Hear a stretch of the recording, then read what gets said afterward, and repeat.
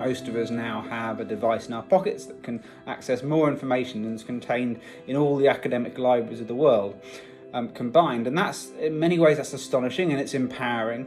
But the problem is, with this much information available, it has become impossible for one person to evaluate it all, which means that finding someone who we trust becomes ever more important. I trust science. Of course I do. I'm a science journalist. And by science, I really mean the scientific process, like this act of coming up with an idea and then not just sitting on it and thinking, well, this is my idea, this is my opinion, but actually going out and testing it to see if it's right. And then not just testing it once, but the scientific process means that you test it over again and you find new ways of testing that idea and really probing at it to make sure that it's as close to the truth as it possibly can be.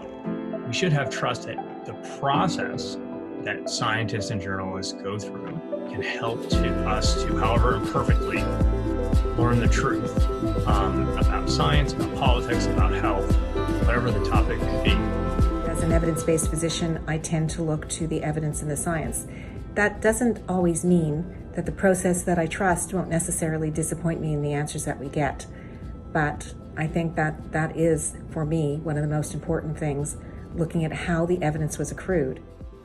I trust the Food and Drug Administration, I trust the National Institutes of Health, and I trust the Centers for Disease Control and Prevention. I'm having trouble, however, trusting my neighbor. This is a country that was founded on individual rights and freedoms, and we act as individuals. The shortest and simplest way to process this overwhelming amount of information is to decide, does it agree with what I think of the world already? And as a result, information has become politicized. I know from experience that I have gotten lost down rabbit holes and found myself wandering around mommy blogs for hours.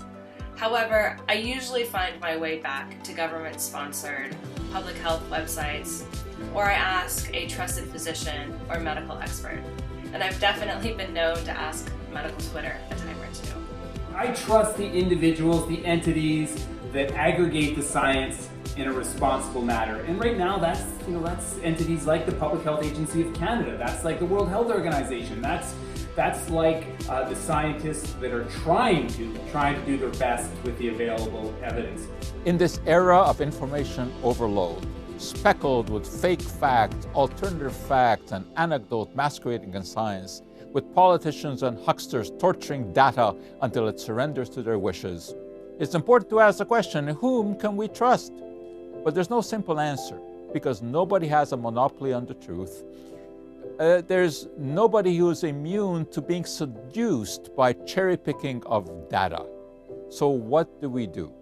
I think we have to rely on the peer-reviewed scientific literature, although we also have to be wary that we just don't look at literature to confirm our own biases.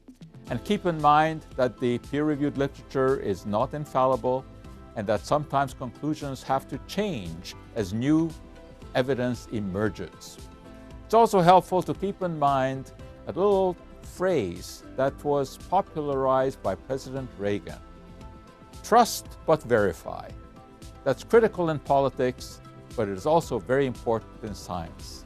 Indeed, appropriate skepticism is the lubricant that allows science to progress.